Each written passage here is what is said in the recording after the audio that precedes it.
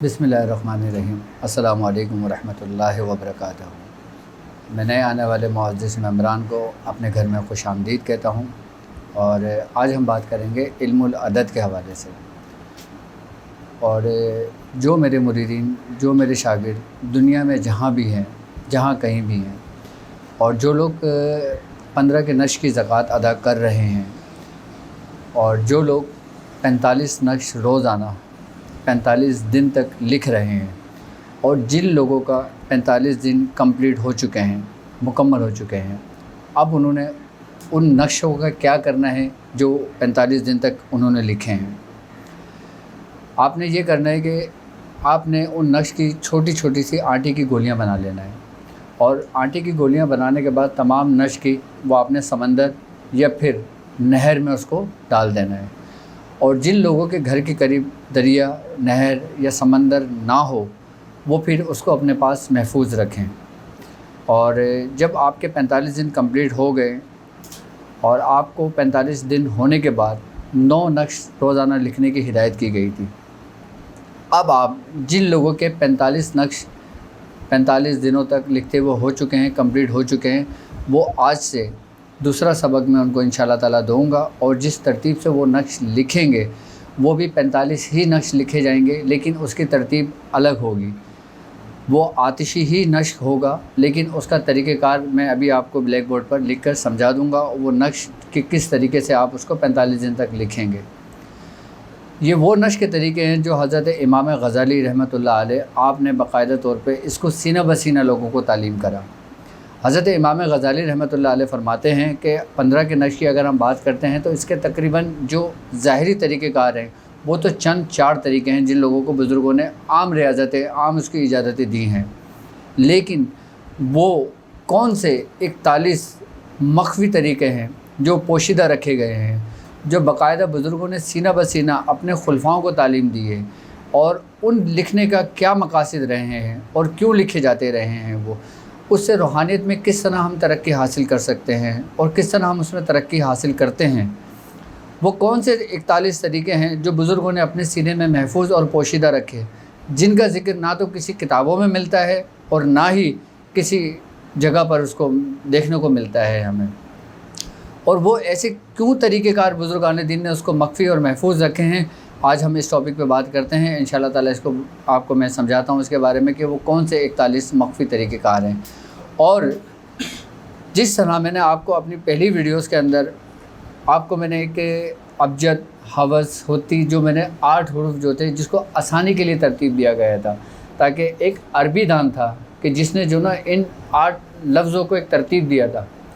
इसकी तारीख़ ये मिलती है, कहते हैं कि अरबी दान जो था उसने अपने बेटों के नाम पर ये रखे थे, अबजद, हवस, हुत्ती, कलीमन।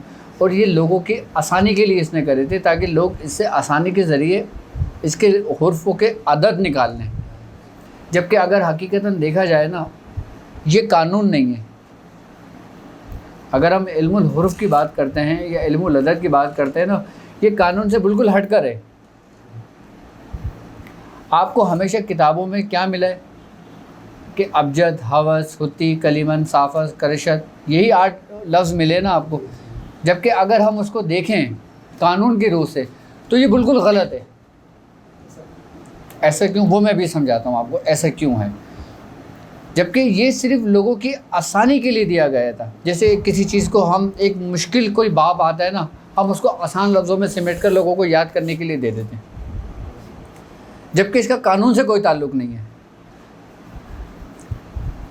ये बात आपने किताबों में नहीं पढ़ी होगी। किताबों में सिर्फ़ और सिर्फ आपने ये चीज़ पढ़ी होगी कि 8 हैं जो अरबी के हुरूफ हैं।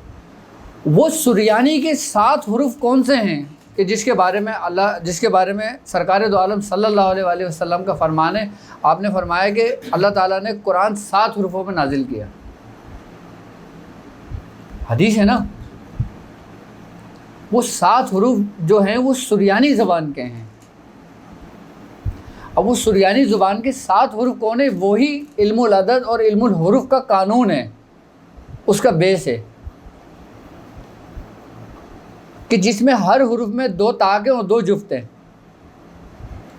क्योंकि कुदरत का कानून एक तरतीब के साथ होता है, बेतरतीब नहीं होता।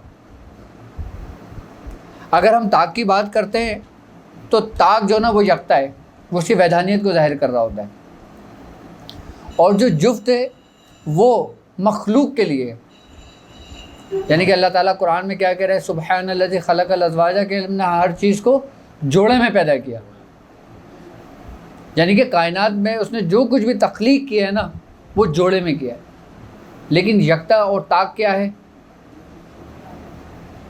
وہ آپ کے رب کی ذات ہے۔ اب وہ قانون کے 7 حروف کون سے ہیں وہ میں آپ کو بتاتا ہوں، وہ میں آپ کو سمجھاتا ہوں، ٹھیک ہے۔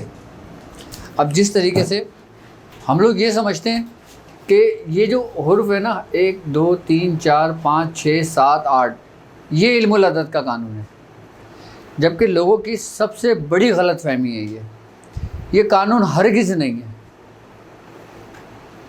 یہ کلیہ ہرگز نہیں ہے، یہ صرف اور صرف سمجھانے کے لیے کیا گیا تھا، اس کو آسان لفظوں میں ترتیب دے کے بیان کیا گیا تھا، جبکہ اس کی ترتیب دیکھیں آپ، اس کی ترتیب بالکل آؤٹ ہے، کسی میں 4 حروف آ رہے ہیں، کسی میں 3 حروف آ رہے ہیں، کسی میں 3 حروف آ رہے ہیں، کسی میں 4 حروف آ رہے ہیں، کسی میں 4 ہیں، کسی میں 4 ہیں، کسی میں 3 ہیں، تو یہ ترتیب آؤٹ ہو گئی، ترتیب ہٹ گئی، جبکہ یہ ترتیب نہیں ہے اس کی۔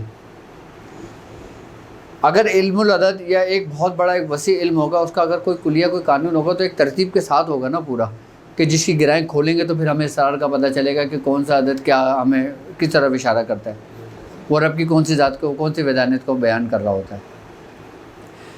یہ صرف اور صرف جو میں نے بتایا ایک عربی دان تھا، اس نے اس کو ترتیب دیا تھا، اور اس نے اپنے 7 بیٹوں کے نام پہ یہ الفاظ ترتیب دیے تھے، آئی بات سامنے۔ لیکن اگر ہم اس کو قانون کی طرف جاتے ہیں نا تو قانون کی طرف کے اندر اس کے اندر ٹوٹل 7 حروف آئیں گے۔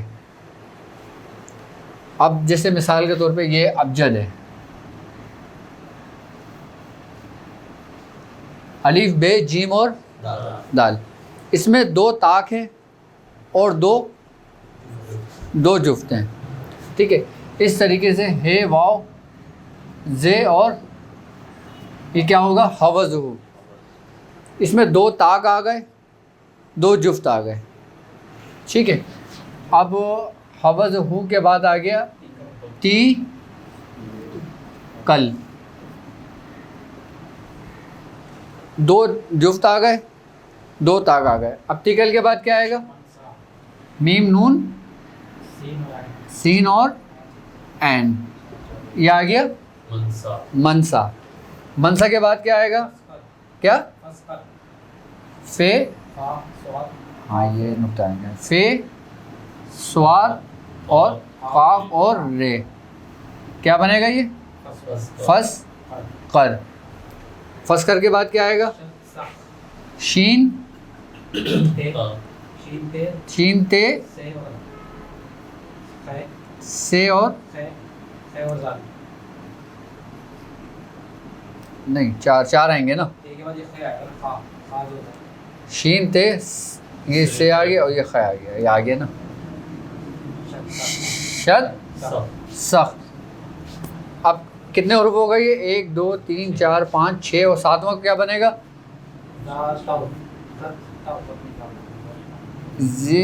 یہ زوئیں اور یہ غین،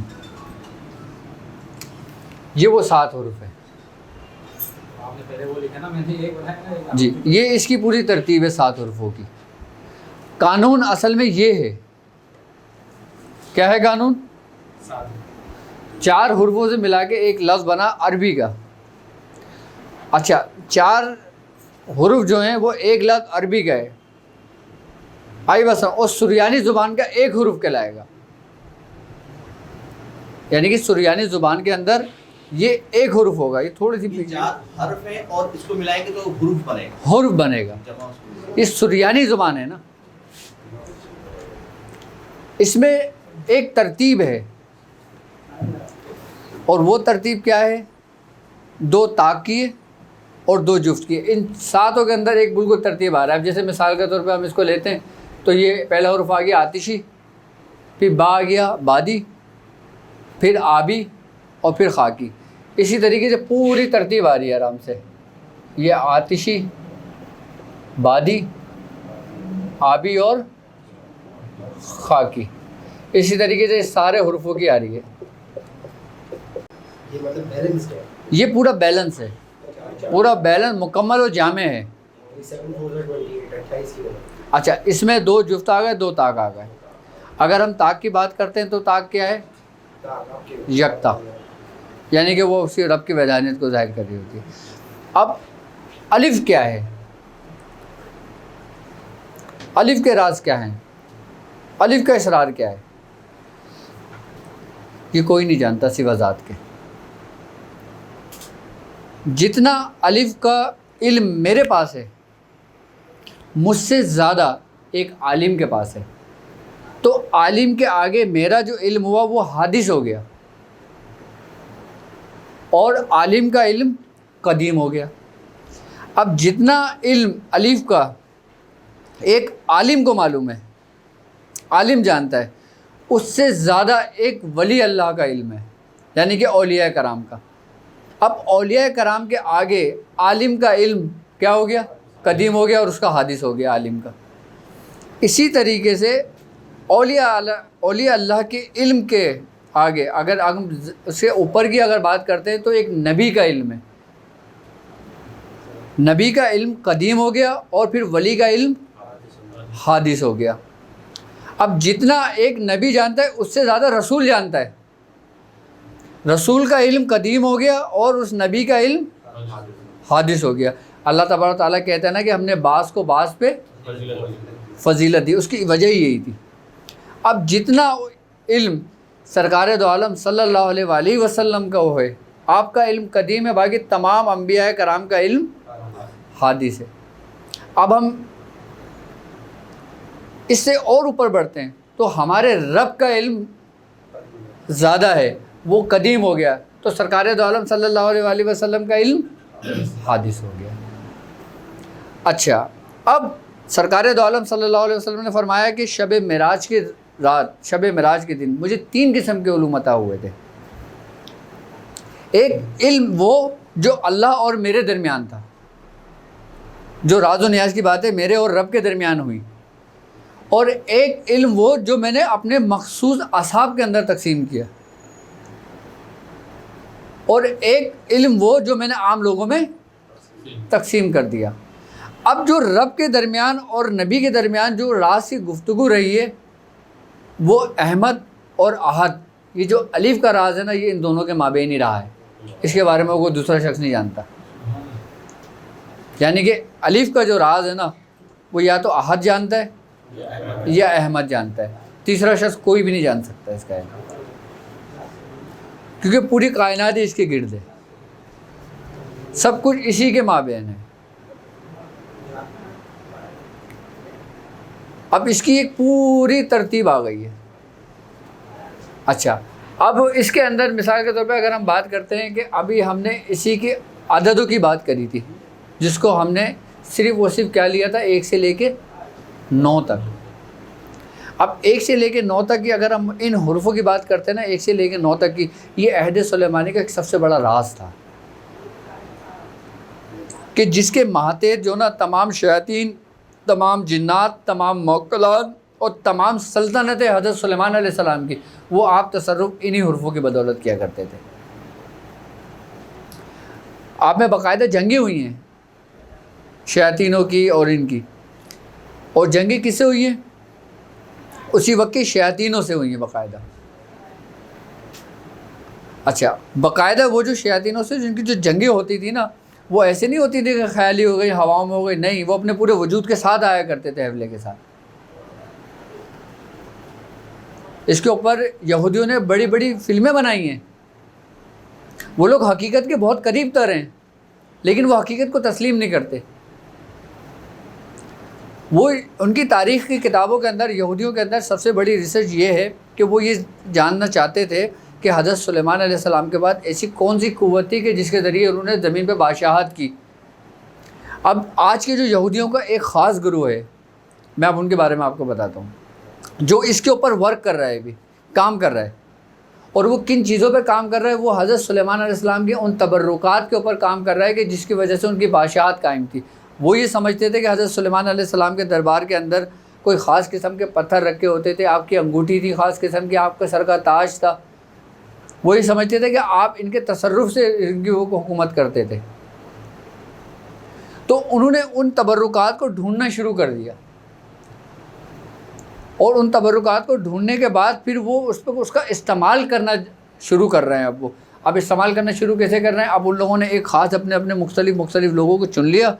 چننے کے بعد ان کو پھر مختلف قسم کی ریاستوں پہ بٹھال دیا. جس طریقے سے ہمارے درس و تدریس کا سلسلہ ہوتا ہے نا, اسی طریقے سے یہودیوں کے خاص گروہ میں ہوتا ہے. اچھا آپ یہ دیکھیں, یہودیوں کی تاریخ یہ ہے کہ وہ کبھی بھی اپنے دین کی تبلیغ نہیں کرتے. تبلیغ کون کرتا ہے؟ عیسائی کرے گا, مسلمان کریں گے, دوسرے مذاہب کے لوگ کریں گے. یہودی کبھی بھی اپنے مذہب کی طرح تبلیغ نہیں کرے گا. وہ اپنے لوگوں کو اس خاص علوم کی ترجیح دے رہا ہے, وہ اس خاص رستے کی طرف لے کر آ رہا ہے کہ جس کی وجہ سے پوری دنیا پہ بادشاہت قائم کرنی ہوتی ہے. اب آپ یہ دیکھیں, اس وقت اگر ہم موجودہ دور کو دیکھیں نا, تو کچھ تبرکات جو نا ان کے ہاتھوں لگ چکے ہیں, اور ان کے ہاتھوں لگنے کے بعد پھر وہ ان تبرکات کے اوپر باقاعدہ طور پہ اپنی جو روحانی قوتیں تو نہیں کہیں گے ان کو, لیکن وہ کیا جو باطنی قوت ہے. اچھا باطنی قوت دیکھو, ایک بات یاد رکھنا, میں آپ کو پہلے سے اس کے بارے میں سمجھا دوں کہ یہ لوگ کس چیز پہ ورک کر رہے ہیں. آپ نے قبالہ جادو کا نام سنا ہے؟ ٹھیک ہے, قبالہ جادو بیسیکلی ہے کیا,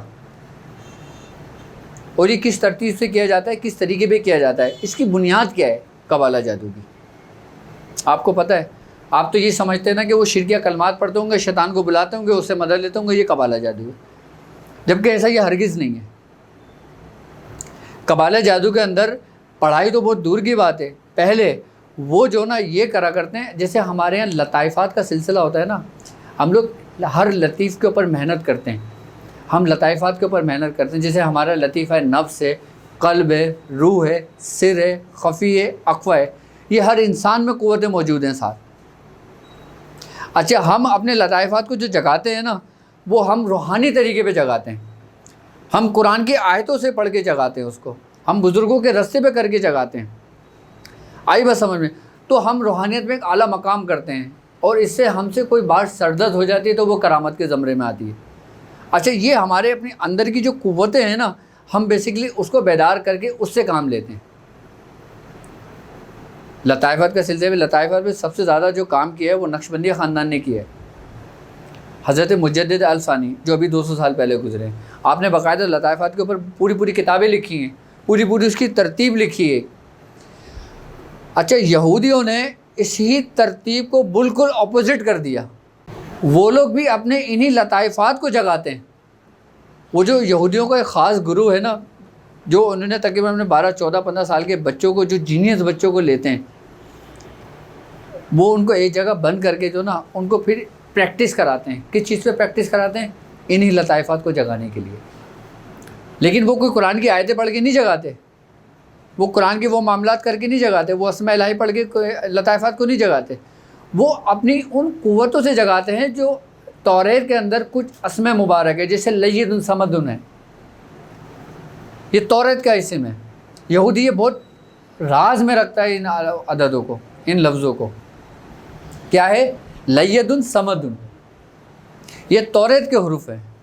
اس کے بارے میں کہتے ہیں کہ توریت میں یہ اسم اعظم کی حیثیت رکھتا ہے. جس طریقے سے ہم اگر بولتے ہیں نا کہ یا حیو یا قیوم, کہ ہمیشہ زندہ رہنے والا, تو یہ اسی طریقے سے جو لید الصمد ہے نا, یہ اس کے ذریعے انہی لطائفات کو جگا رہے ہیں. یہ میں آپ کو وہ بات بتا رہا ہوں جو ان کا ایک مخصوص گروہ جو ہے نا, جو ان لوگوں کو تیار کر رہا ہے, وہ باقاعدہ انہی کے ذریعے. اچھا ان کی ترتیب بالکل وہی ہے جو ہماری ہے. اچھا ہماری ایک خاص ترتیب یہ ہے کہ ہم نیچے سے اوپر کی جانب جاتے ہیں. اب یہ لوگ اوپر سے نیچے کی جانب آتے ہیں. یہ لوگ معکوس کرتے ہیں, معکوس پڑھتے نہیں ہیں, یہ معکوس پریکٹیکلی کرتے ہیں. اب آپ یہ دیکھیں, ابھی شاید 2 دن پہلے کی بات ہے, ایک کسی ممالک سے میرے پاس کال آئی. وہ کہتے ہیں کہ میں جس جگہ رہتا ہوں نا, وہاں پہ کچھ یہودی بچے ہیں اور یہودی لوگ ہیں. وہ لوگ باقاعدہ اپنے بچوں کو اس ترتیب سے ٹرین کر رہے ہیں کہ وہ مائنڈ سینس پہ توجہ کر رہے ہیں. وہ آئی کانٹیکٹ کے ذریعے جو نا لوگوں کے دماغ پڑھ رہے ہیں, اور باقاعدہ آئی کانٹیکٹ کے ذریعے لوگوں کے دماغ پڑھ رہے ہیں, اور لوگوں کو پھر ان کے واقعات, ان کے حالات بتا رہے ہیں. تو یہ کیا بات ہے؟ تو وہ صاحب کہنے لگے مجھ سے کہ میں نے بھی باقاعدہ طور پہ یہ کلاسز جوائن کی ہیں ان کی، لیکن ہمیں اتنی نالج نہیں دیتے. ہمارے لیے کلاس کے لوگوں نے مخصوص وہ کرا ہوا ہے. باہر ملکوں میں اگر دیکھا جائے نا، دنیا میں اگر دیکھا جائے تو ہیلنگ پاور جسے کہہ رہے ہیں، اور مائنڈ سینس جسے کہتے ہیں، دماغی قوت جسے کہتے ہیں، ہیپناٹائزم جسے کہتے ہیں، ٹیلی پیتھی جسے کہتے ہیں، ریکی جسے کہتے ہیں، مسمرزم جسے کہتے ہیں، یہ باہر ملکوں میں پوری دنیا کے اندر اس وقت جو زور اور جو عروج چل رہا ہے نا، وہ انہی روحانی قوتوں کو چل رہا ہے. اچھا ہماری نسل کو تو برباد کر دیا، مسلمانوں کو برباد کر دیا. کس میں؟ ویڈیو گیم کے اندر، پب جی کے اندر، دوسرے گیم کے اندر، فلاں کے اندر، موبائلوں کے اندر. آپ کے ہر گیم میں بچے کے ہاتھ میں کوئی نہ کوئی ویڈیو کے اندر، موبائل کے اندر کوئی نہ کوئی گیم ہوگا. آپ کی نسلوں کو اس طریقے سے تباہ اور برباد کیا جا رہا ہے، اور اپنی نسلوں کو باقاعدہ طور پہ یہ لوگ ٹریننگ دے رہے ہیں. ہمارے نصاب میں نہیں ہے، لیکن یہودیوں کے نصاب میں یہ چیزیں ہیں. وہ لوگ جو نا باقاعدہ طور پہ اپنے بچوں کی تربیت کر رہے ہیں. اچھا اب آئی کانٹیکٹ کیا ہے؟ اچھا ایک بات یاد رکھنا، جو زور، جو جادو جس زور پہ کیا جاتا ہے نا، پھر اس کو اسی زور پہ اس کو توڑا جاتا ہے تو اس کا توڑ ہوتا ہے. اب کسی نے اپنے مائنڈ سینس کے ذریعے اپنی قوت کو، کسی اپنی تصوراتی قوت کو آپ کے اندر منتقل کر دیا ایک شر کی صورت میں. اب وہ جو شر کی صورت میں آپ کے جسم کے اندر، آپ کے گھر کے اوپر جب اس نے منتقل کیا نا، تو اس گھر کے اندر انہی شیطانی جیسی خصلتیں پیدا ہو جائیں گی، چاہے آپ کتنے ہی نیک و پار سے کیوں نہ ہو. اب آپ سمجھ رہے ہیں کہ میں یہ چیز پڑھوں گا تو میرا اوتار ہو جائے گا، میں یہ کروں گا تو میرا اوتار ہو جائے گا، میں وہ فلاں کروں گا تو میرا اوتار ہو جائے گا. پڑھنے سے زیادہ جو یہ توجہ کی قوت ہے نا، تصوراتی قوت ہے، کہ جس کے بارے میں آپ کو یاد ہوگا، آپ کی تاریخ میں ایک واقعہ ملتا ہے کہ اللہ رب العزت نے ایک قوم کو پورا تباہ اور برباد کرنے کا حکم دیا تھا جب جبرائیل آئے تھے زمین پر. سنا ہے، تاریخ پڑھی ہے نا وہ واقعہ. اچھا وہ بھی واقعہ کس کا ہے؟ بنی اسرائیل کا ہے. اور آج بھی کون اس پہ کام کر رہا ہے؟ وہی لوگ کام کر رہے ہیں. وہ لوگ اپنے اسی سینسز کے اوپر کام کر رہے ہیں، انہی اپنے جو اپنے اندر جو قوت ہے نا اس کو بیدار کر رہے ہیں. وہ یہ آپ کو جو نسلی جو یہودی ہوگا نا، وہ سمجھ لیں کہ اس پہ مکمل عبور اگر نہ بھی رکھے نا تو اس کے بارے میں جانکاری ضرور رکھے گا، کیونکہ یہ ان کا بنیادی وہ ہے. اچھا میں آپ کو بتا رہا تھا آئی کانٹیکٹ سے ذریعے کس طریقے سے ہم کسی کو دماغ کو ریڈ کرتے ہیں یا کسی کو وہ کرتے ہیں. اگر ہم کسی کو یہ سکھا دیں نا تو وہ سالہ پھر اپنی ایک دکان کھول کے بیٹھ جائے گا، اس کا مس یوز کرنے شروع کر دے گا، غلط استعمال کرنا شروع کر دے گا. جبکہ یہودی ایسا کبھی بھی نہیں کرتا. آپ نے کسی یہودی کو دیکھا عامل کا بورڈ لگاتے ہوئے دیکھا ہے؟ تمہیں سب سے زیادہ کون ملیں گے؟ مسیحی ملیں گے، مسلمان ملیں گے، بنگالی ملیں گے، ارشد بابا ملیں گے، فلاں بابا ملیں گے، فلاں بابا ملیں گے، یا ہندو ملیں گے. یہودیوں میں تمہیں کوئی بابا ملا ہے آج تک؟ کیونکہ انہوں نے وہ اصل میں اس علم کی اہمیت اور حقیقت کو جانتے ہیں. وہ یہ سمجھتے ہیں کہ یہ سمجھ لو کہ اگر ایک طریقے سے دیکھا جائے کہ اگر ہم نے اس پہ عبور حاصل کر لیا نا تو ہم ابدی زندگی کو بھی حاصل کر سکتے ہیں. اور روحانی قوتوں کے ذریعے ایسا ممکن ہے. موت تو برحق ہے، کل نفس ذائقۃ الموت، قرآن نے فیصلہ کر دیا، وہ تو ایک وقت پہ آنی ہے. تو اللہ تعالیٰ قرآن میں کہتا ہے نا، اور تم اپنے آپ کو بڑے بڑے کلو کے اندر کہیں بھی تہ خانے میں کہیں بھی قید کر لو، موت تمہیں آنی ہے. فیصلہ تو تمہارا اٹل ہو چکا ہے. لیکن ان قوتوں کے ذریعے آپ نے کچھ مدت اور کچھ مہلت لے لینی ہے. کس ترتیب کے ساتھ؟ آپ کے اندر جو 4 قوتیں موجود ہیں کہ جس سے آپ کی تخلیق ہوئی ہے، جن اجزاؤں کا بگڑ جانا موت ہے اور جن اجزاؤں کی ترتیب حیات ہے. اب ان اجزاؤں کی ترتیب آپ ایک لیول کے ساتھ رکھتے ہو تو آپ ابدی زندگی تک جا سکتے ہو، یعنی کہ ایک حد تک جا سکتے ہو.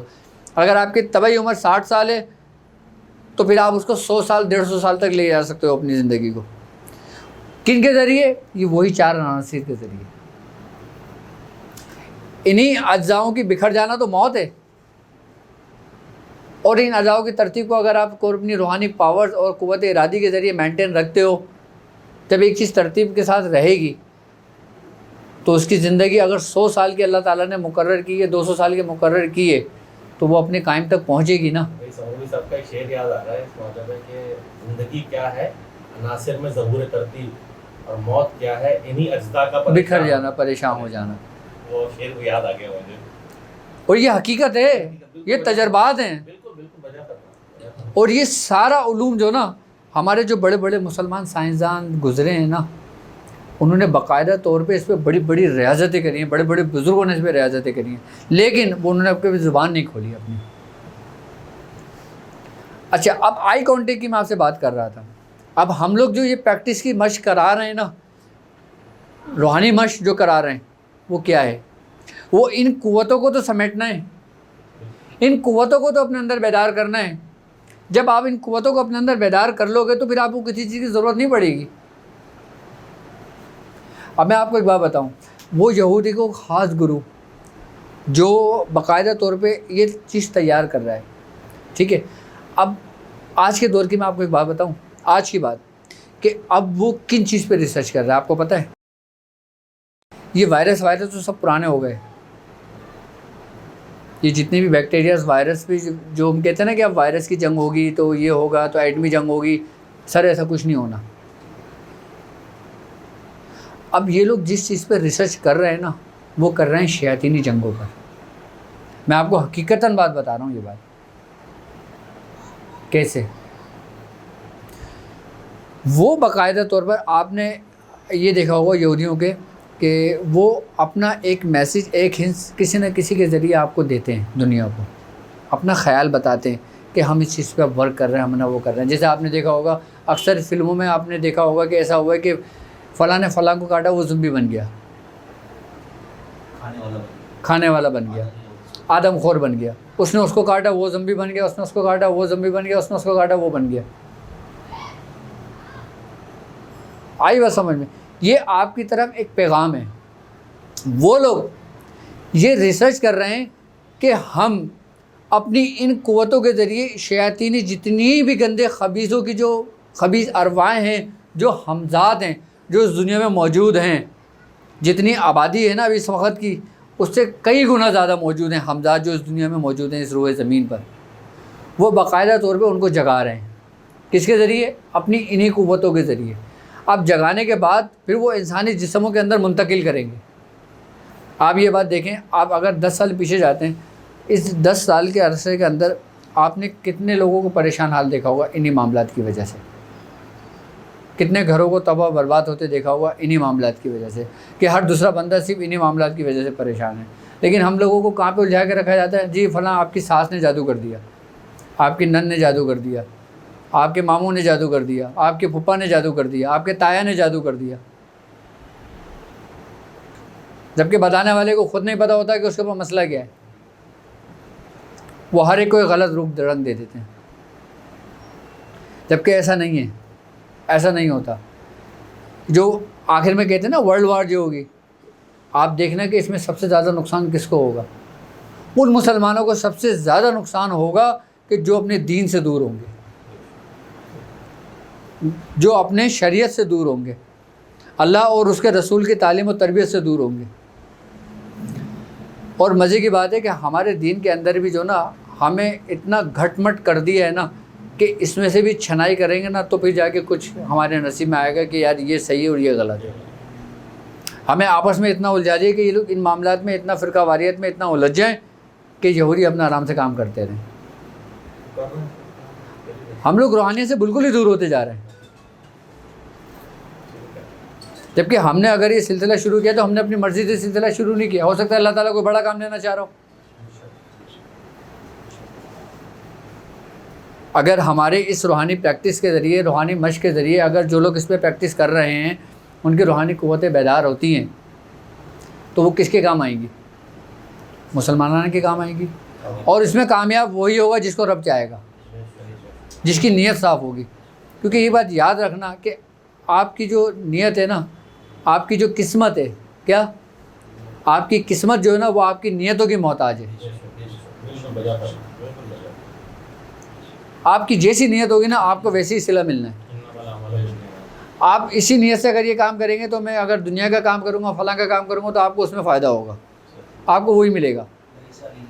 اللہ ماسا کہ انسان کو وہی کچھ ملتا ہے جس کی وہ. اچھا ابھی ہم مزے کی بات میں آپ کو بتاؤں، یہ انسان کے بارے میں کہا گیا ہے. یہ کسی ایک مذہب کے بارے میں نہیں کہا گیا.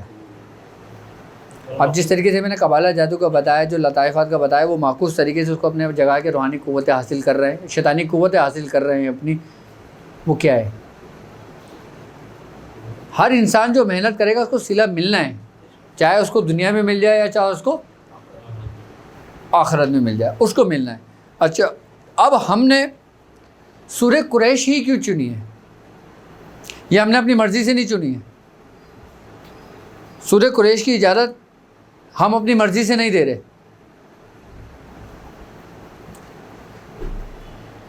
ہمارا جو ایک طریقہ کار چل رہا ہے نا، وہ پوری ایک ترتیب کے ساتھ چل رہا ہے. آپ یہ دیکھیں کہ سب سے پہلے ہم نے ایک ترتیب کے طریقے کے ساتھ ہم نے ایک روحانی مشق کا سلسلہ شروع کیا. لوگوں کو اس میں شعور پیدا کیا کہ اصل حقیقت کیا ہے، اصل قوت کیا ہے، اصل پاور کیا ہے. جو تم لوگ رٹیفیکیشن میں لگے ہو نا، اس سے باہر نکلو. یہ بھی کرنا ہے لیکن ایک وقت پہ کرنا ہے. ہم نے ایک ترتیب اور ایک خاص طریقے سے پہلے روحانی مشق کو ہم لوگ لے کر آئے. ہم نے ان چاروں قوتوں کو جگایا. آئی بس سمجھ میں؟ اب اس کو جگانے کے بعد پھر ہم نے اس کو پریکٹیکلی اپلائی کرنا ہے. اب پریکٹیکلی اپلائی کس پہ کرنا ہے؟ ہم نے علم العدد کے ذریعے، نقش کے ذریعے. اگر ہم 15 ہی کے نقش کی بات کرتے ہیں، علم نقوش کی بات کرتے ہیں، تو اس میں بھی سر 4 عناصر ہی ہیں. وہی آتشی، وہی بادی، وہی آبی اور وہی خاکی. اب اس پہ اگر ہم محنت کر رہے ہیں تو کس وجہ سے کر رہے ہیں؟ کیونکہ اس میں چاروں سم کی تسخیر موجود ہے، چاروں عناصر کی تسخیر اس میں موجود ہے. اسی طریقے سے اگر ہم سورہ قریش کو دیکھتے ہیں تو سورہ قریش میں بھی 4 ہی آیتیں ہیں. ایسا ہی ہے. سورہ قریش میں کتنی آیتیں ہیں؟ اور ان چاروں آیتوں میں انہی چاروں عناصروں کی ترتیب ہے اور تسخیر ہے. یعنی کہ ہم اگر کوئی راستے پہ چل رہے ہیں نا، تو ہم بے ترتیب نہیں چل رہے، ہم ایک صحیح ترتیب اور ایک سمت کے ساتھ چل رہے ہیں لے کے. اور سب سے بڑی خاص بات یہ ہے کہ اس راستے پہ چلنے والے کو رجت کا خدشہ نہیں ہوتا. کیوں؟ کیونکہ اجازت کے علاوہ اس میں چاروں عناصر کی تفسیر موجود ہے. اگر کوئی شخص چلتے چلتے آدھے راستے چھوڑ دیتا ہے تو وہ بھی رجت میں نہیں ہوگا، لیکن اس کو وہاں تک فائدہ پہنچے گا. اب لوگ ڈر جاتے ہیں نا کہ یار میں یہ پڑھ رہا ہوں، اگر میں نے پڑھنا چھوڑ دیتا ہوں تو پھر میرے ساتھ کیا ہوگا؟ کچھ نہیں ہوگا. پڑھنے سے زیادہ تو کھانے کا مسئلہ بنتا ہے. پڑھنے سے زیادہ تو کھانے کا مسئلہ بن رہا ہے. اب جو چاروں کی ترتیب ہے نا، چاروں ہی عناصروں کی جو ترتیب ہے، تسخیر ہے، وہ پوری سورہ قریش میں موجود ہے. کس کا؟ رجت کا کوئی ہے ہی نہیں نا. اب سورہ قریش کو لیتے ہیں آپ. سورہ قریش کا کیا مطلب بنتا ہے؟ ہم نے ان کو میل دیا، یعنی کہ محبت دی. لیلاف قریش لیلاف رحلۃ الشتاء والصیف، ہم نے ان کو میل دیا یعنی محبت دی، اور انہیں گرمی اور سردی سے محفوظ کر دیا. اچھا، محفوظ کون کر رہا ہے؟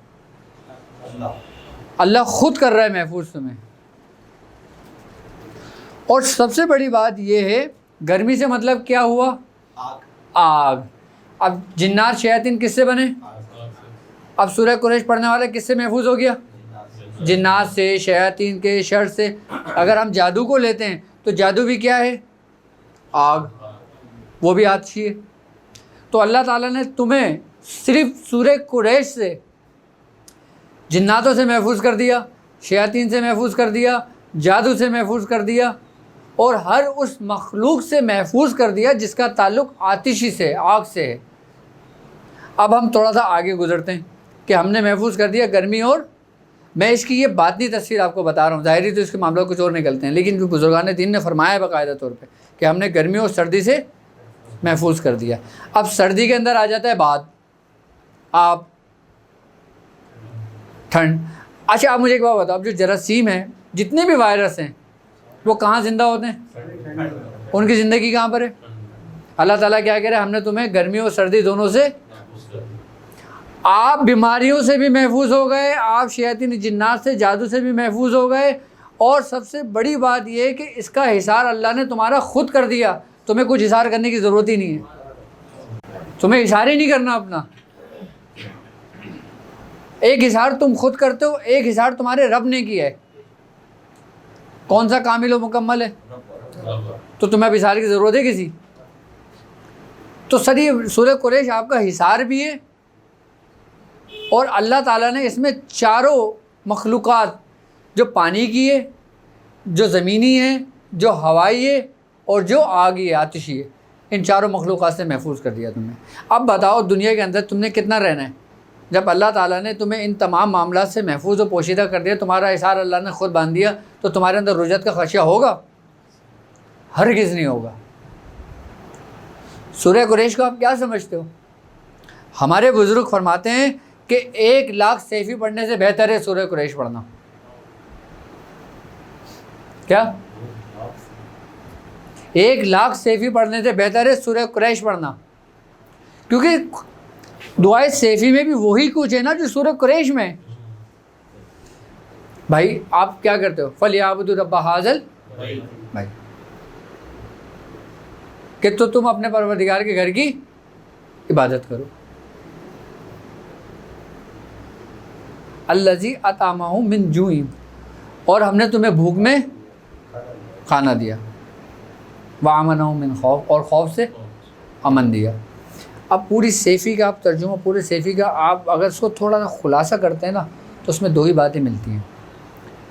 انسان کو سب سے زیادہ خوف اور ڈر کس چیز کا ہوتا ہے؟ ایک رزق کا اور ایک موت کا.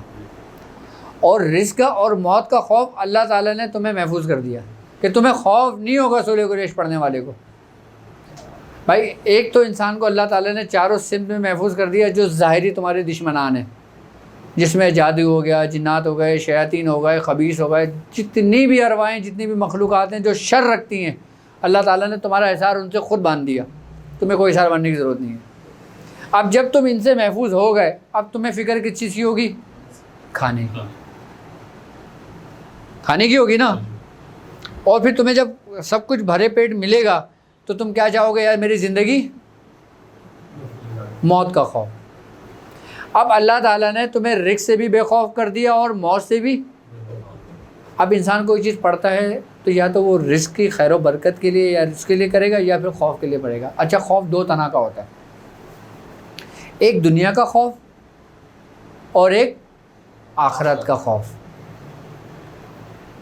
تمہیں دنیا کے خوف سے بھی اللہ تعالیٰ نے سورہ قریش میں محفوظ کر دیا، اور آخرت کے خوف سے بھی اللہ تبارک و تعالیٰ نے تمہیں محفوظ کر دیا. تو سورہ قریش کے ذریعے اللہ تبارک و تعالیٰ نے تمہیں کامل و مکمل کر دیا. یہ صرف سورہ قریش کی بات میں آپ کو بتا رہا ہوں. قرآن میں بہت صورتیں ہیں. میں کہتا ہوں نا سورہ قریش کی رسی کو مضبوطی سے تھام لو کہ اس میں تمہارے لیے عافیت ہے، اس میں وہ کچھ ہے تمہارے لیے جس کو تم نہیں جانتے. اچھا مزے کی بات آپ کو بتاؤں، سورہ قریش پڑھنے والا کبھی بھی جو نا بے روزگار نہیں ہوگا، اس کا دسترخوان کبھی بھی تنگ نہیں ہوگا، وہ کبھی بھی مفلس نہیں ہوگا، اس کے گھر میں مفلس ہی نہیں آئے گی. اب اس سورہ قریش کی پوری ترتیب میں سمجھتا ہوں سمجھ میں آ گئی ہوگی کہ ہم نے کیوں اس کا ابتدا کیا. یہ اب ظاہر سی بات ہے، آپ روحانی سفر میں چل رہے ہو نا، روحانی سفر میں آپ کو وہ ایسی مشکلات درپیش آئیں گی، راستے کے اندر ایسے معاملات آئیں گے، ایسی شیاطین آپ کو رکاوٹ آئے گی، نقصان پہنچائیں گے.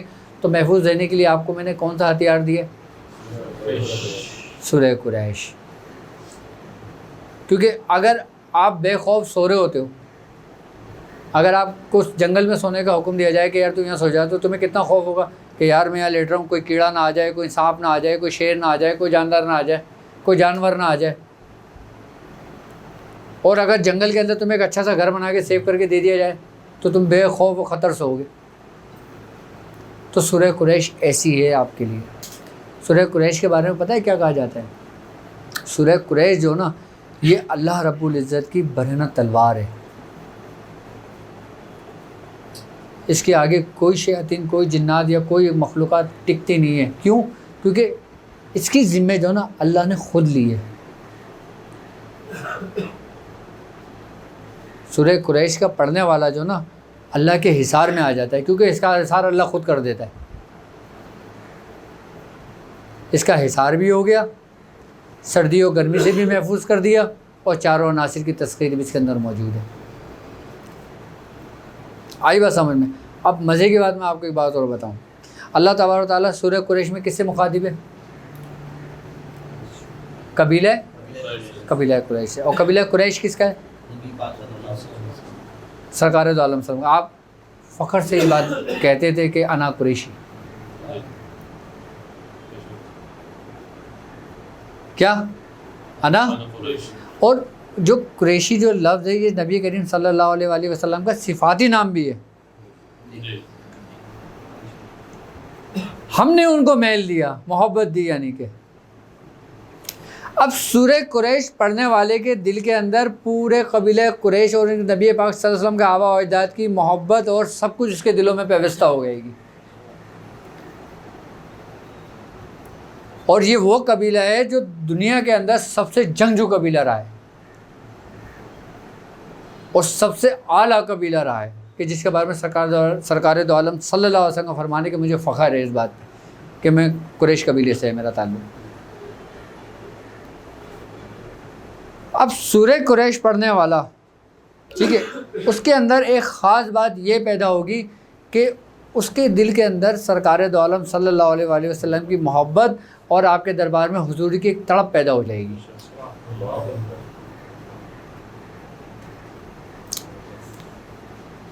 کیونکہ جو آیت جو سورت جس کے لیے اتری ہے نا، ہر قطرہ اپنے اصل کی جانب جاتا ہے۔ زعفران کا اگر پودا لیں، زعفران کا بکل لیں، تو زعفران کا اگر ہم کیکر میں لگائیں یا کیکر کا زعفران میں لگائیں، لگے گا؟ کبھی بھی نہیں لگے گا، کیونکہ ہر چیز، وہ کہتے ہیں نا قالوا انا للہ و انا الیہ، کہ ہر چیز نے اپنے اصل کی طرف لوٹنا ہے۔ تو سورہ قریش کے پڑھنے والے کو کہاں لوٹنا ہے؟ اور ہمارا اصل کیا ہے؟ حضور کی محبت، حضور کا دربار، حضور کا در، حضور کی شفاعت۔ سر جی آپ کی دنیا بھی بن رہی ہے، آپ کی آخرت بھی بن رہی ہے، آپ کی روحانیت بھی سنور رہی ہے، اور مرنے کے بعد پھر یہ تصرف آپ کا ہمیشہ قائم و دائم رہے گا آپ کی نسلوں کے لیے۔ سورہ قریش کے بارے میں لوگوں نے کھل کر گفتگو نہیں کی ہے، نہ لوگ سورہ قریش کو سمجھتے ہیں سورہ قریش کیا ہے۔ جو سمجھتے ہیں وہ بتاتے ہیں۔ لیکن بڑی کمال کی چیز ہے، اس میں چاروں عناصروں کی ترتیب ہے، چاروں کی تذکیر ہے۔ اور مزے کی آپ کو ایک بات اور بتاؤں کہ سورہ قریش پڑھنے والے کو نا سرکار دو عالم صلی اللہ علیہ وآلہ وسلم کی محبت ملنے کے ساتھ ساتھ ان چاروں کی محبت ملتی ہے جس کے بارے میں سرکار دو عالم صلی اللہ علیہ وآلہ وسلم نے اپنی حیات مبارکہ میں فرمایا تھا کہ میرے 4 یار ظاہری ہیں اور 4 یار باطنی ہیں،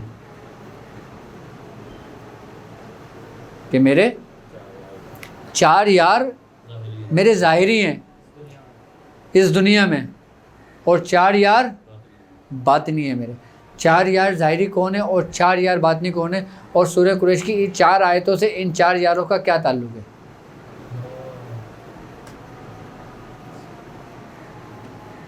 چار یار ظاہری جو ہیں وہ کون ہیں؟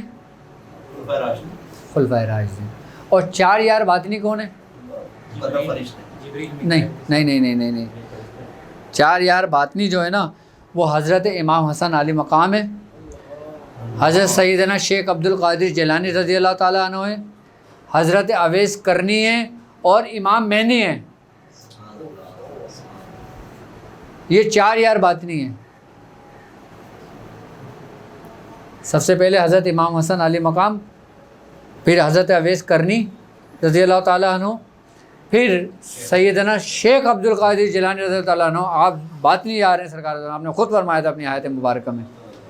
اور امام مہدی جو آئیں گے، یہ 4 یار باطنی ہیں۔ اور ان چاروں یاروں کا تصرف بھی سورہ قریش پر ہے، اور کہتے ہیں کہ جو قطب اکبر ہے وہ 2 ہیں، وہ 3 ہیں۔ ایک امام حسن علی مقام، ان کے بعد سرکار غوث پاک، اور تیسرے امام مہدی۔ ان قطب اکبر کا جو معاملات اور جو تصرفات ہیں وہ سورہ قریش کے مابین ہیں، اسی کے ماتحت ہیں۔ حضرت امام حسن رضی اللہ تعالیٰ عنہ، حضرت امام حسین اور امام حسن نواسہ رسول، یہ وہ امام حسن علیہ السلام ہے۔ تو سورہ قریش کو کہاں لے کے جاؤ گے آپ؟ سورہ قریش کو بھی نہیں سمجھو گے. سورہ قریش کو بزرگوں نے اس لیے بیان نہیں کیا ہے کہ اس کو سینوں میں راز رکھا ہے. وہ کہتے ہیں اللہ کے رازوں میں سے ایک راز ہے, اور اگر یہ کسی ناہل و نگارے کا ہاتھ لگ گیا تو پھر خرابیاں پیدا ہو جائیں گی. لیکن آپ کو بتانے کا مقصد اس کی اہمیت بتانا ہے کہ سورہ قریش اگر آپ پڑھ لو تو آپ کو فخر ہونا چاہیے کہ آپ کیا چیز کر رہے ہو. جی, اور قطب اکبر اس پورے کائنات میں 3 ہی ہیں. اچھا, امام حسن علیہ السلام کے بعد حضرت سرکار غوث پاک کو عطا ہوا, اور سرکار غوث پاک کے بعد ابھی تک آپ کا دور حکومت ہے سرکار. لیکن یہ آپ کے تصرفات, آپ کے جو یہ قطب اکبر کے جو مقام ہے, جو ایک مرتبہ ہے, یہ تو ہمیشہ قائم و دائم رہنے والا ہے. لیکن ایک وقت آتا ہے کہ انسان کو جب ترقی ملتی ہے تو اس مقام سے اور اوپر کی طرف جاتا ہے. اب جیسے میں ایس آئی ہوں, اب میری ترقی ہوگی تو میں ایس ایچ او بنوں گا. اسی طریقے سے جب حضرت امام مہدی علیہ السلام کا جب دور آئے گا تو پھر آپ کے اندر یہ منتقل کر دی جائیں گے, اور پھر آپ آگے مقام کی طرف سفر کو نکل جائیں گے. یہ روحانی رازوں میں سے میں ایک راز بتا رہا ہوں آپ کو. تو سورہ قریش نے اپنے اندر پوری کائنات کو سمیٹا ہوا ہے. اسی سورہ قریش انہی 4 آیتوں میں 4 شریعت کے پیر ہیں, 4 طریقت کے پیر ہیں, 4 حقیقت کے پیر ہیں, 4 معرفت کے پیر ہیں, 4 ویدانیت کے پیر ہیں. سنو گے ان کے نام بھی. یہ ایک راز کی باتیں ہیں. پھر یہ تو آپ کو صرف میں نے سمجھانے کے لیے بتایا ہے. اور یہ جو 4 شریعت کے پیر, 4 طریقت کے پیر, 4 حقیقت کے پیر, 4 معرفت کے پیر, 4 ویدانیت کے پیر, ان کا تصرفات بھی سورہ قریش میں قائم ہے. یعنی کہ آپ کے پاس اجازتیں کہاں سے ہیں کہ جنہوں نے یہ سمجھ لو کے بارے میں کہا جاتا ہے کہ اگر اللہ رب العزت تجلی فرماتا ہے تو وہ سرکار دو عالم صلی اللہ علیہ وآلہ وسلم کے قلب پر, اس کے بعد پھر آپ اس کو دنیا میں تقسیم کرتے ہیں. تو میں نے جن کے اوپر تقسیم ہوتا ہے میں نے ان کے بارے میں آپ کو بتایا ہے کہ وہ کس طریقے سے کرتے ہیں. تو سورہ قریش اللہ کے کیسے ہتھیاروں میں سے ایک ہتھیار ہے اور ایک پوشیدہ راز ہے. نہیں جانتے ہوں گے لوگ اس بارے میں سورہ قریش کے. جی,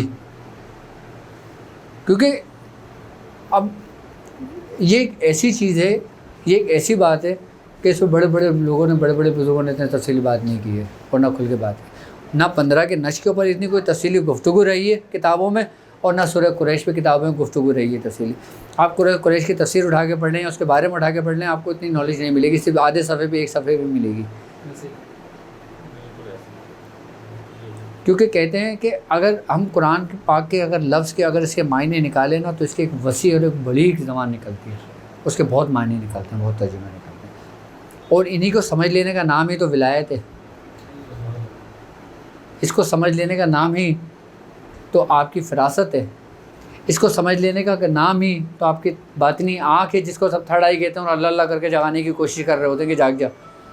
وہ زندگی بھر نہیں جاگتی. تو سر سورہ قریش بڑی کمال کی چیز ہے, اور سورہ قریش پڑھنے والا سب سے ایک خاص بات یہ ہوگی, جو سورہ قریش کا عامل ہوگا نا, قبر میں اس کے جسم کو مٹی نہیں کھائے گی. کیوں؟ کیونکہ اس میں مٹی کی بھی تسخیر ہے نا, اس کا جسم محفوظ رہے گا. اچھا, اب اللہ رب العزت اس کو مرنے کے بعد اس کو وہ مقام و مرتبہ بھی عطا کر دیتا ہے جس کا تعلق ہوائی ہے, یعنی کہ روح سے. جہاں چاہے وہاں سرایت کر جائے, جہاں چاہے اپنے کر جائے.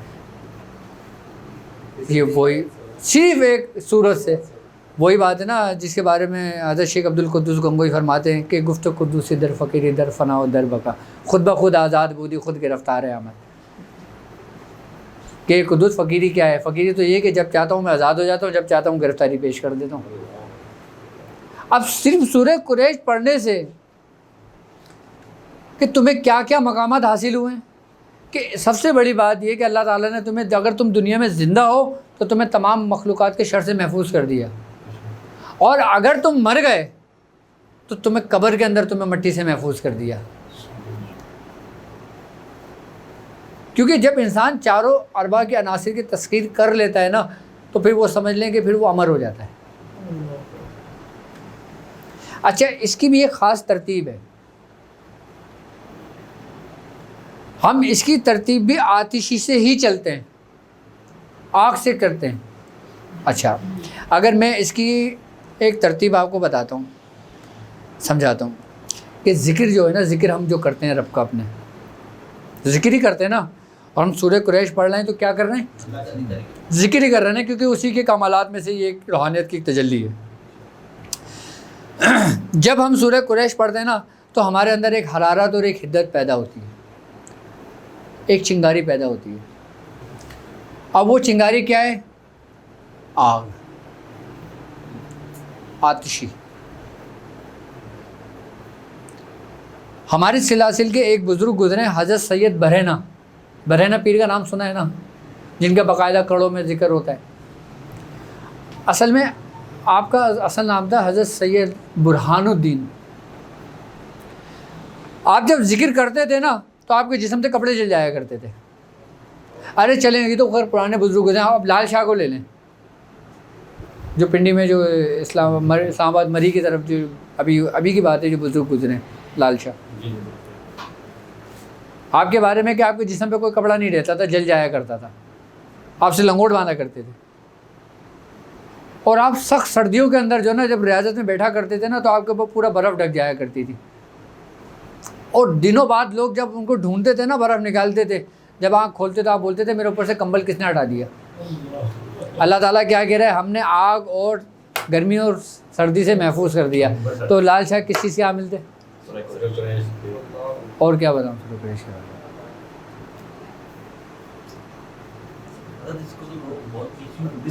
میں؟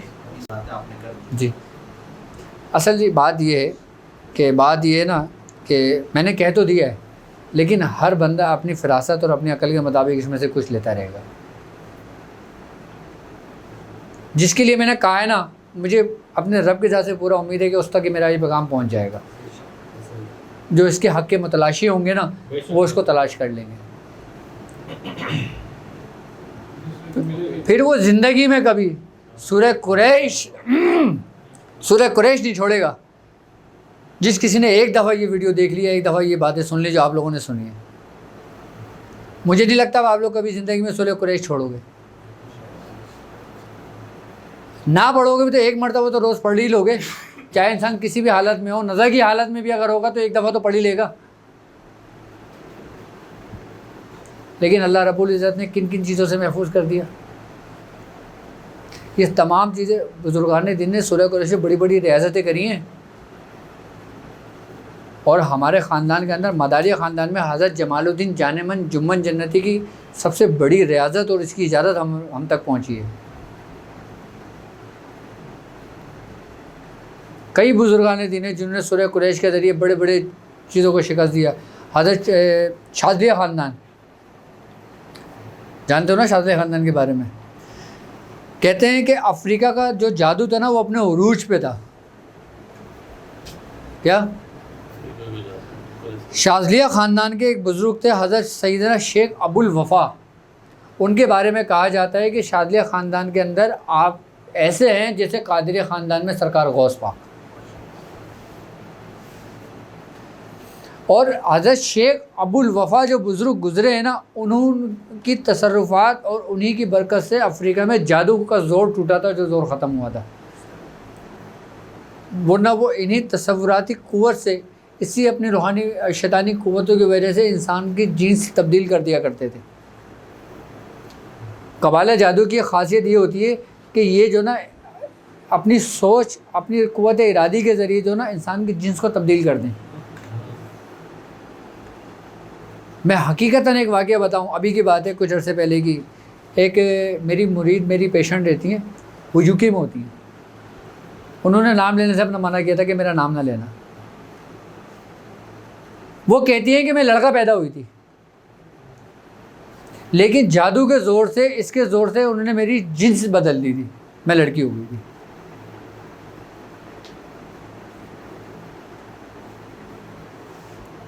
یہ پریکٹیکلی میں بتا رہا ہوں، جو اس عورت نے مجھ سے یہ بات کہی ہے۔ آپ جادو کو کیا سمجھتے ہیں؟ انسان کی صورتیں بدل دیتے ہیں۔ جنس تو بڑی دور، بہت معمولی سی بات ہے۔ کہتے ہیں کہ काफी अरसा हो गया, देखा तो पहचान भी नहीं आया। हाँ, ये जादू के ज़रिए होता है सारा। ओ कौन सा जादू? जो तसव्वुराती जादू होता है, जो इसको आप आसान हल्का नहीं लो। आप, मैं आप लोगों की जो तरबियत कर रहा हूँ ना रूहानी मश्क के ज़रिए, और इस रास्ते पे एक वक्त ऐसा आएगा कि आप जो ना सिर्फ ऐसे बैठे रहोगे आँख बंद करके कि दिल के आईने में है तस्वीरें यार, कि जब ज़रा गर्दन झुकाई देख लिया। फिर आपके लिए इस दुनिया और उस दुनिया में जो इजाबात होते हैं, जो सफ़र होता है ना, वो ख़त्म हो जाता है, सारी हदें सिमट जाती हैं। यही तो हैं जिसको बुजुर्गान दीन ने अपनी पूरी पूरी ज़िंदगी जंगलों में गुजार दी। रूहानियत तो है ही यही ना। जंगलों में बुजुर्गान दीन क्या करते थे कि अल्लाह अल्लाह अल्लाह अल्लाह कर रहे होते थे?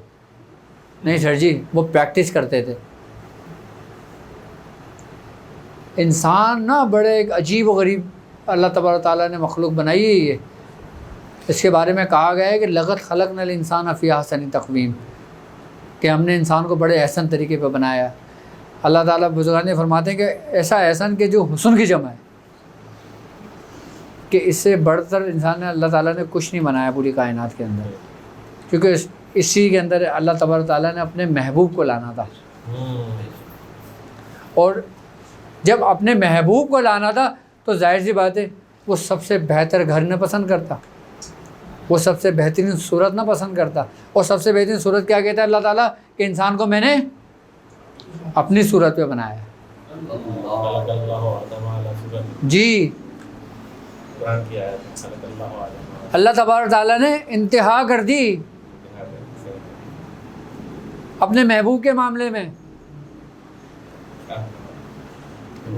कि इंसान को भी तो बनाया अपनी सूरत में, और सारी सिफातें भी रखी तो अपनी ही रखी।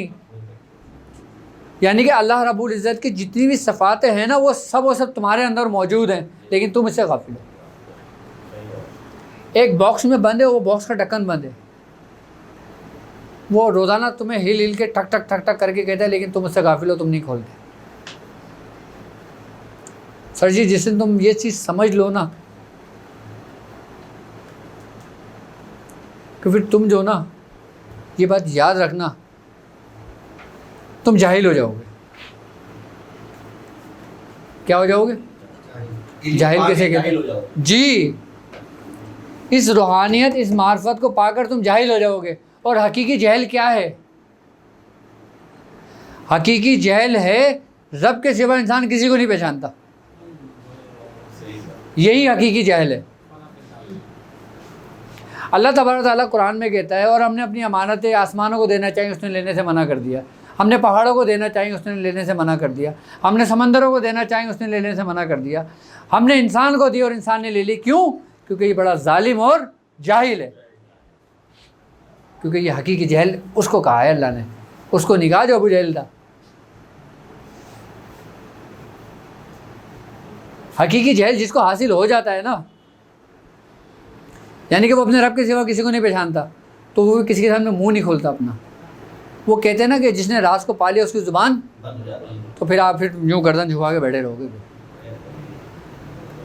फिर उसमें जो सुरूर, उसमें जो नशा होगा ना, फिर वो ज़िंदगी भर नहीं टूटता तुम्हारा। वो बुजुर्गान नहीं फरमाते ना कि हज़रत इस शौक़ से पिलाइएगा कि ज़िंदगी में उतरे ना कभी, वरना मैं नहीं पीता, वरना मैं ना पीता।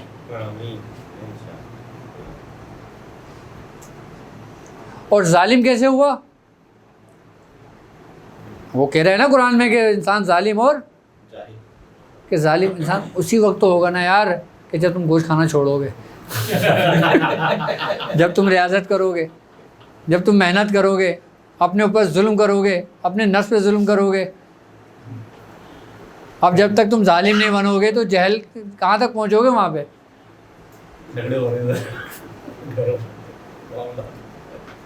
तो सर रियाजत क्यों बुजुर्गान ने इतनी तवज्जो करी, इतनी मेहनतें करी हैं? तो ये बात है कि इंसान, अब खैर हमारा बहुत लंबा आज वो हो गई। उम्मीद है कि सूरह कुरैश काफ़ी समझ में आ गया होगा सूरह कुरैश के बारे में। अब मैं वो सबक दे देता हूँ आप लोगों को जो 15 के नक्श की, जिनकी 45 दिन की ज़कात कंप्लीट हो चुकी है। अब वो जो नक्श लिखेंगे वो ये नक्श लिखेंगे। तो जो आपने 9 अदद कहे हैं कि 9 अदद नक्श लिखने पड़ेंगे, वो सादे वाले लिखने? नहीं, जब दूसरा सबक स्टार्ट करेंगे ना फिर वो 9 नहीं लिखेंगे, फिर वो 45 यही लिखेंगे जो मैं बता रहा हूँ, समझा रहा हूँ। तो जिनका चल रहा है वो तो चलाते रहेंगे ना इस तरीके से। हाँ हाँ, जिनके आप चल रहे हैं, जैसे मिसाल के तौर पे जिन लोग 15 के नक्श की ज़कात अदा कर रहे हैं, उनकी ज़कात 45 दिन कंप्लीट हो चुके हैं।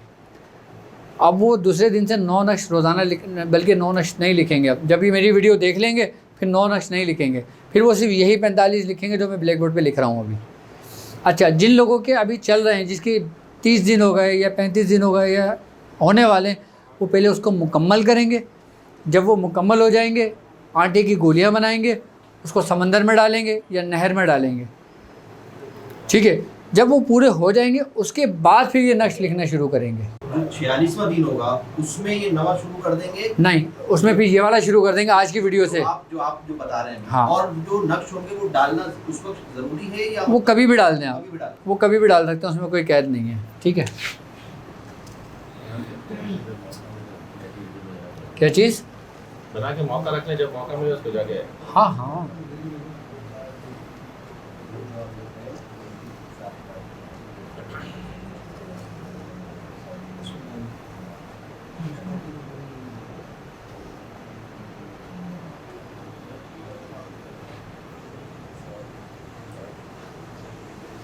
अरे वहाँ पे कोने का है, क्या चीज़? कोने का आएगा ना। यहाँ ना,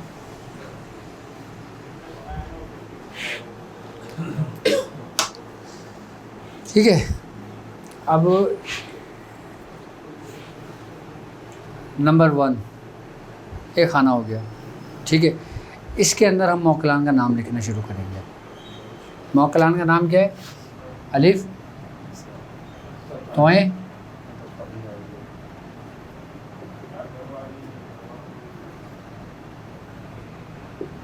अथा तयाइलु, ठीक है। अच्छा, जब हम ये लिखेंगे ना, ये एक आएगा इधर, यहाँ से शुरू करेंगे। हमने एक लिख दिया, फिर हमने मौकलन का नाम लिखा, एक दफ़ा पढ़ा, क्या पढ़ा? अथा तयाइलु। अब बे,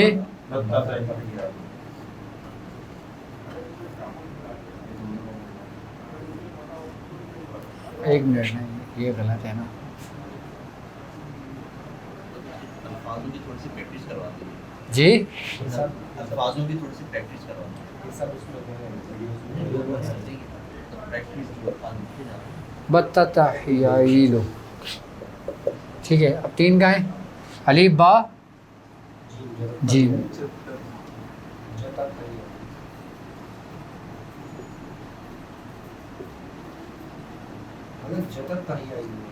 जीम जीम है ना। अच्छा हाँ, सॉरी, हाँ हाँ, सही है सही है सही है सही है सही है। सारे नाम इसी में खाली जो शुरू का ये अल्फाज है ना वही चीज़ है। ठीक है, ये 3 पे जता रहेगा, 4 पे क्या आएगा? दाल, तोए, तोए है, ये अली दवैया। 5वें में क्या आ गया? अलीफ बा जीम दाल और है वाला ना।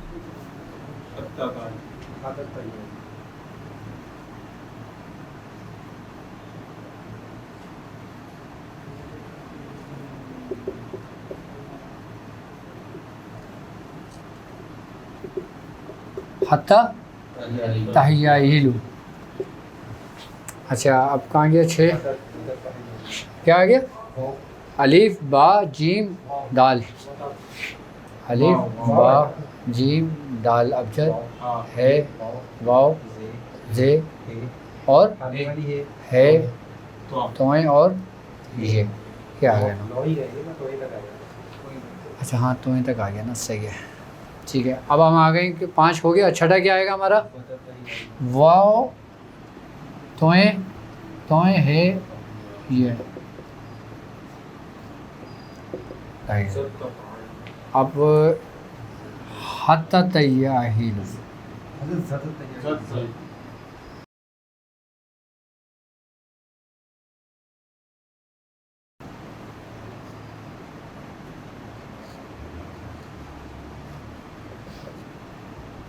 تھوڑا پانی پلا دو بھائی.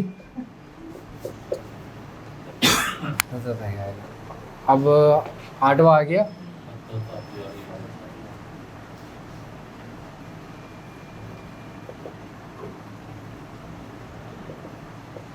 اور 9 توئیں.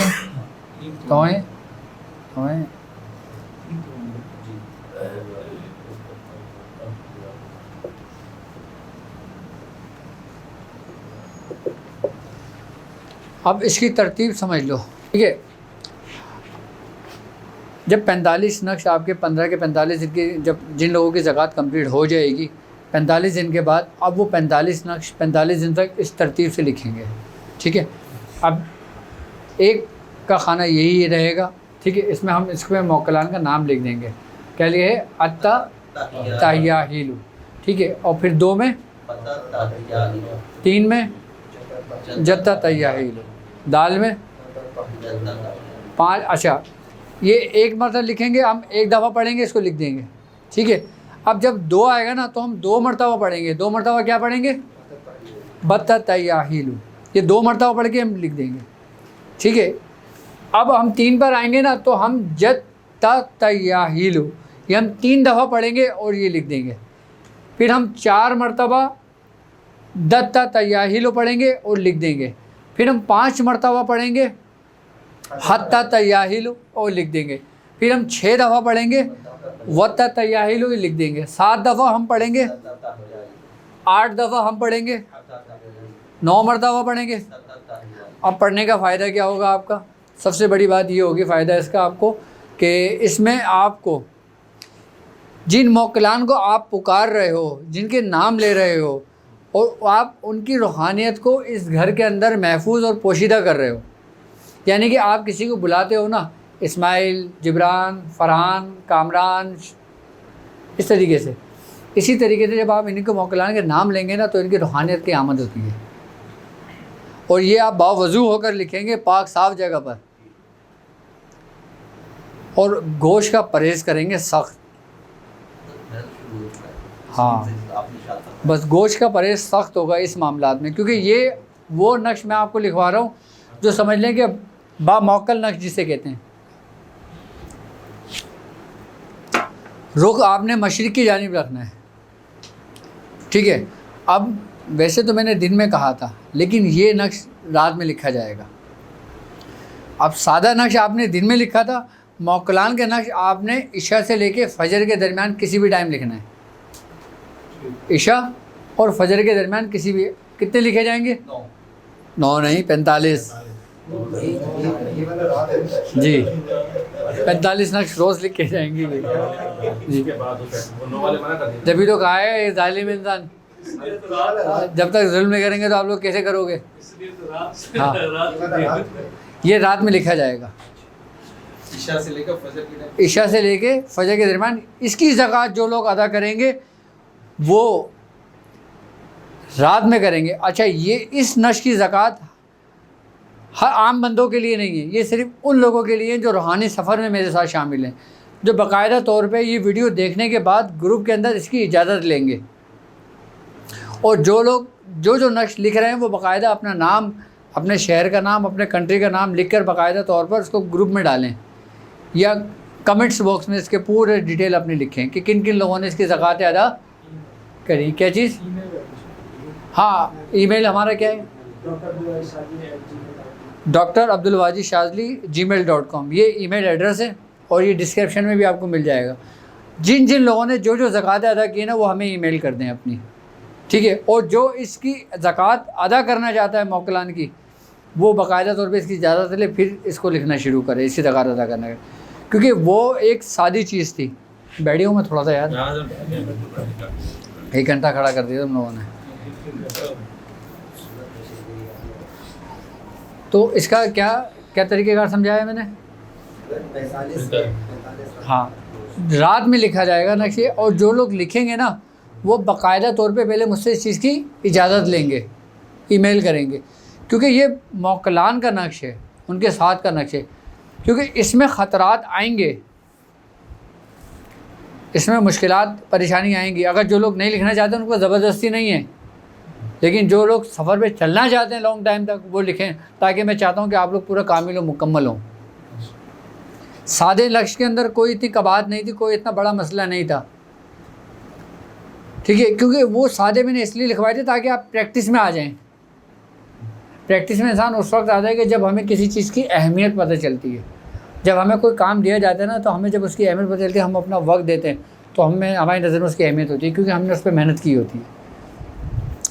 جب آپ اس اہمیت میں زمرے میں آ جائیں گے نا، پھر آپ اس کے بعد پھر جب وہ زکوٰۃ پوری ہو جائے گی پھر یہ زکوٰۃ ادا کریں گے۔ جو لوگ یہاں بیٹھے ہیں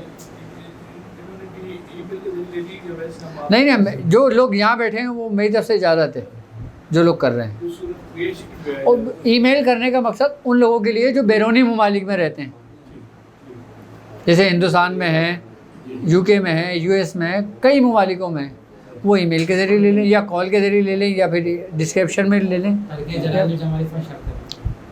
ترک جلالی و جمالی اس میں ترک جلالی کرنا ہے۔ اچھا جمالی ابھی میں نے چھوٹ دی ہوئی ہے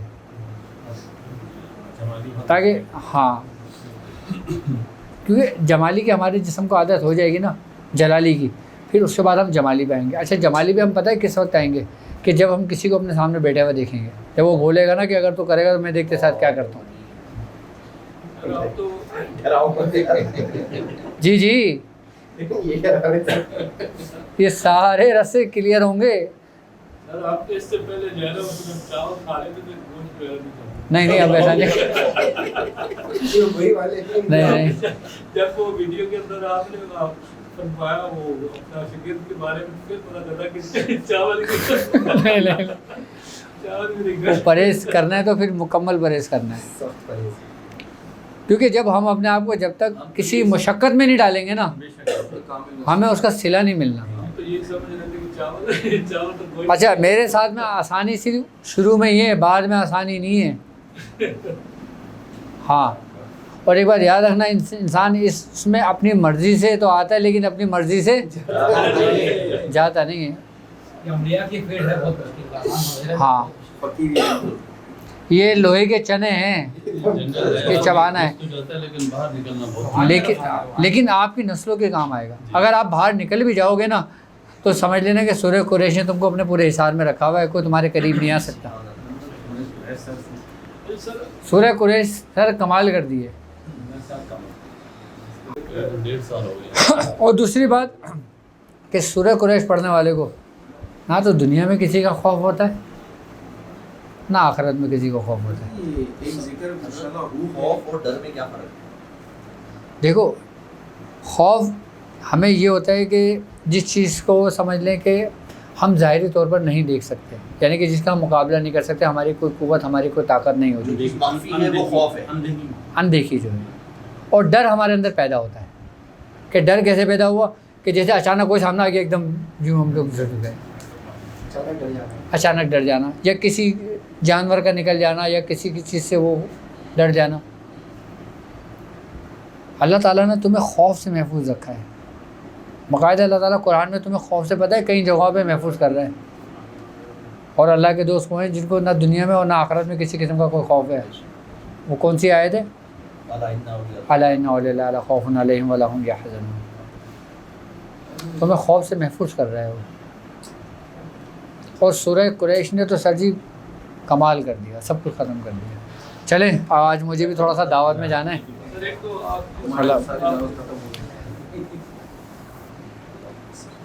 سبحان اللہ بار غم یار تو ہی، سبحان اللہ بار کشائے شکار تو ہی، سبحان اللہ بحرمت کن فیکن، سبحان اللہ مراد من حاصل کن۔ یا الہ العالمین، یا الہ العالمین، یا الہ العالمین، یا الہ العالمین، جو محفل کی گئی ہے اس میں تیرا ذکر و اذکار کیا گیا ہے، اس میں کوئی غلطی کوتاہی ہو گئی تو اپنے رحم و کرم اپنے فضل سے معاف فرما۔ یا الہ العالمین، اس کو اپنی بارگاہ میں قبول فرما۔ یا الہ العالمین، جس نے اس محفل کو سنا، جس نے اس محفل پہ عمل کیا، تو اس کو ان چند لوگوں میں شامل کر لے جن سے تو راضی ہوا۔ یا الہ العالمین، اس تمام لوگوں کو اس سفر میں کامیابی عطا فرما۔ یا الہ العالمین، ان کو حاسدوں کے حسد سے محفوظ فرما۔ یا الہ العالمین، جادو کے شر سے محفوظ فرما۔ یا الہ العالمین، شیاطین کے شر سے محفوظ فرما۔ یا الہ العالمین، جو بیمار ہیں ان کی بیماریوں سے ان کو محفوظ فرما، اور جو پریشان حال ہیں ان کی پریشانیوں کو دور فرما۔ یا الہ العالمین سرکار دو عالم صلی اللہ علیہ وآلہ وسلم کی محبت دنیا اور آخرت میں ہم کو نصیب فرما، آپ کی شفاعت نصیب فرما، آپ کی حضوری نصیب فرما، اور یا الہ العالمین اولیاء کرام کی محبت ہمارے دلوں میں ہمیشہ قائم و دائم رکھ۔ یا الہ العالمین ہمیں اپنے بزرگوں کے راستے پہ ہمیشہ استقامت دے، ہمیں قائم و دائم رکھ۔ سبحان ربک رب العزت عما یصفون وسلام علی المرسلین والحمد للہ رب العالمین۔ برک لا الہ الا اللہ محمد رسول اللہ۔